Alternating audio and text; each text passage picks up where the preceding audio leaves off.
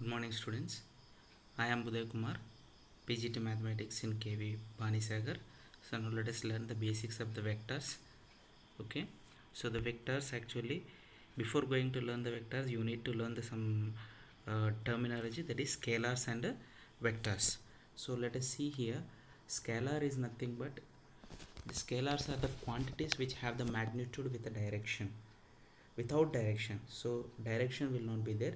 The examples of the scalars are the temperature, mass, kinetic energy, time, amount, density. Okay, so now let us go for the vector. What is mean by vector? Vector is a quantity that has a both magnitude is nothing but size and direction. It is represented by an arrow. Here it is given to you like this. So the symbol for the vector is a letter with an arrow mark over it like this. So a letter will be written and over that an arrow mark will be written. Okay, two ways to specify a vector. So now it is given by the a magnitude a and the direction theta. So or it is given by the components ax and ay. Here two dimensionally we are having actually three dimensions, and az will be the three when we go for the three dimensional. Okay, let us discuss all the things. So that the magnitude, that is nothing but length of a, is found by using the Pythagorean theorem. So that is magnitude of a is equals to the components square, ax square plus ay square. This is two dimensional. If it is given in three dimensional, az square also will be given to you. Okay, so now the directions of the a bar can be stated as a by using the tan theta in two dimensional. This is you may get confused, leave it. It's properties of the vectors. So properties of the vectors, in the properties of the vectors, equality of the two vectors. When do we call the two vectors are equal? Let us see here.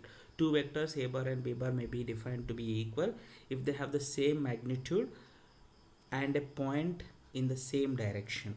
So in the same direction they should be. So let us see here, a bar is a one vector and b bar is another vector. Both are in the same direction here. Okay, so next, negative of the vector.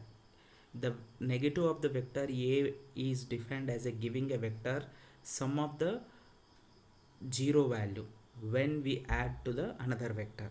So when you add a one vector to the other vector, the vector you need to get it as a null vector. So then we call it as a negative vector. So here see here a is and minus a. So when these two are given to you, then one is vector will be give, this vector is negative of another vector. Okay, so next, scalar multiplication. The multiplication of the vector a by a scalar alpha will be the result of the, suppose if you multiply the one vector by the just multiplication only. And how do we mean? The negative of the vector is just vector going in the opposite way. And the number multiplied in front of the vector is called a scalar, and it means to be a vector to be vector, and add the two vectors that many times here. That means here three times, three vectors is mean three times the vector is added. So beta b is equals to alpha into a. If alpha is equals to 0, 0 is nothing but a 0 is nothing but here 0 only, 0 vector, not it's scalar. So therefore beta is equals to 0, and the vector you are going to, which is known as a 0 vector. So here it is a 0 vector, this is scalar. Okay, so when you multiply the beta with the alpha a, then you are going to get alpha beta a, alpha beta b. So that means distributive property will be satisfied by this. Okay, so now let us go for the vector addition of the vectors. Whenever I see the addition of the two vectors a bar and b bar will be the result in a third vector c bar is called the resultant vector. So the geometrically triangle method of addition is put a trail and tail end of the b bar at the top end of the a bar. So like this here, a and b, the resulting vector is c. So we can arrange these vectors as we like, as long as we maintain their length. Okay, to add the vectors, we put the initial point of the second vector on the terminal point of the first vector. So initial point this way. Suppose here we are adding the v vector with a w vector. So second vector initial point, this initial point we placed on the end point of the first vector, terminal point of the first vector. The resultant vector will be the initial point of the initial point, and the first vector and the terminal point of the terminal. So the terminal point of the means ending point of the second vector, starting point of the first vector will be the resultant vector. So see, like this we can represent it. So the properties, whenever we addition of the properties, they satisfies the commutative property if you add that. Okay, so and associative property, the negative of the vector u has the same magnitude as well as and the direction as u have the opposite sense. So subtraction of the vectors is nothing but adding with a, it's a negative vector. Okay, so next one is, if u is multiplied by a scalar k, then the product ku is a vector same as a u but k times the magnitude. So this is a scalar product. Okay, now vector subtraction equivalent to the adding and negative vector. So that is subtraction of the vectors here. C bar is nothing but adding the vector with the its negative vector. Suppose if you want to add the vector a and with the b bar, suppose if you want to subtract this in a negative direction, you need to add it. So this vector will become, from here to here, the vector whatever you will get, that vector will become a bar minus b bar. Rules for the vector additions, it satisfies the commutative property. So that is a bar plus b bar is equals to b bar plus a bar. So associative property will also satisfies here, and distributive property also will satisfies. The parallelogram method of the addition, okay, tail to tail, we call it as a tail to tail. The magnitude of the resultant depends on the relative directions of the vectors. Okay, so now here if we want, see here, this is very interesting here. If we want to add the two vectors that are in the form of the ai plus bj, actually we are going to have the components in it. We are now here discussing only two dimensional. Let us go for the three dimensional, which is you are having in your textbook. Okay, so v is equals to minus 2i plus 5j is given to you here, and w is equals to 3i plus. If you add the components, means I should be added to the I. And what is this ijk? The ijk are the components of the vectors, component vectors.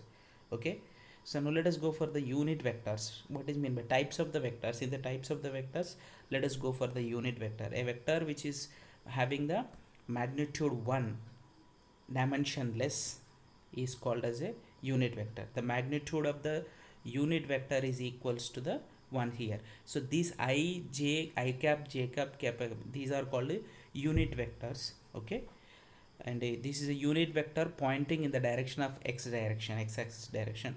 This is a unit vector in the direction of y. K is unit vector in the direction of z. So unit vector is a vector with a magnitude 1. So unit vector is a vector with a magnitude 1. If we want to find a unit vector having the same direction as given in the vector, so we find the magnitude of the vector and divide it with by the vector value. So that means unit vector, if we want to divide, so here this is a thing here, w is a given vector, and find the magnitude of the vector.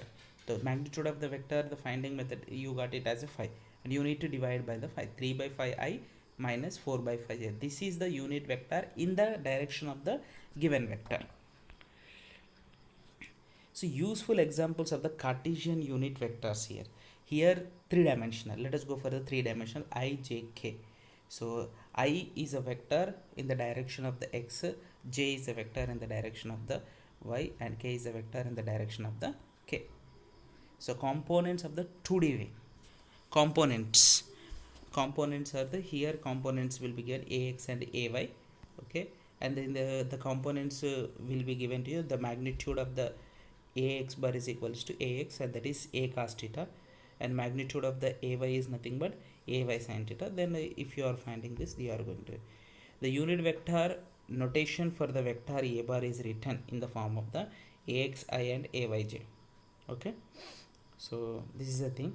The component of the vector in 3D, vector a bar can be resolved into the components. Means components are ax, ay, az. Normally, usually in your textbook will be given to you xi, yj, zk. So here it is a vector, any vector will be given to you as xi plus yj plus zk, but here it is represented to x, y, z in the place of ax, ay, az is represented. Okay, so next, if a is a vector given to you like this, ax, ay, b is a vector, and c vector, if you want, the I corresponding I values should be added here. Ax plus bx into I, ay plus byj, az plus bz say. So this here cx plus cy. Cx is nothing but ax plus bx. Cy is nothing but ay plus by. Cz is nothing but az plus z. Simple. Just to directly adding here. So now here what is meant by direction cosines, let us learn. If alpha, beta, gamma are the angles of the vector, any vector A makes with a coordinate axis ox, oy, oz respectively, then the unit vector in the direction will be given to you. So see here, u1 is nothing but here cos alpha, u2 is nothing but cos beta, u3 is nothing but. So now the components are called the direction cosines of the A bar. So cos alpha, cos beta, cos gamma are called the. If alpha, beta, gamma are the angles made by cos alpha, cos beta, cos gamma are called direction cosines of the particular vector. So then the magnitude will be equals to 1. So that's why the cos square alpha plus cos square beta plus cos square gamma is equals to 1. This you need to remember if alpha, beta, gamma are not independent here. Okay, so that means if here usually you are going to L, M, N are direction cosines. So L square plus M square plus N square will be equals to 1. Here L is nothing but cos alpha, M is nothing but cos beta, N is nothing but cos gamma. Direction ratios. Find the direction. How do we find out the direction ratios and direction cosines of the any vector? So the vector is given to you A, 6i, 8j, 24k. Simple method here. The direction ratios are 6, 8 to 24. The simplest form of the ratio is 3:4:12. And the magnitude of the vector you need to find out, that is 26 you got, under root of 6 square plus 8 square plus 24 square, that is equals to 26. Then the cos alpha is equals to 6 by 26, because you need to express that given vector as a unit vector. So u cap, usually we represent by the u cap, that one. U cap is nothing but here unit vector, the vector unit vector in the direction of the vector u bar. So that is nothing but this vector divided by the magnitude of the vector. The magnitude of the vector is here, sorry, here a is given to you know. So let us take the a only. So a if you are taking here a you will get. So a is vector given to you 6i plus 8j plus 24. The magnitude of a is 26 you got. So if you divide by, then you got a unit vectors. This is usually represented by a cap. Okay, so if you are finding, then what is you got these values, they are called direction cosines. So direction cosines, what are the direction cosines? 6 by 26, 8 by 26, 24 by 26 are the direction cosines. This is a way to find out the direction ratios and direction cosines. Thank you, students.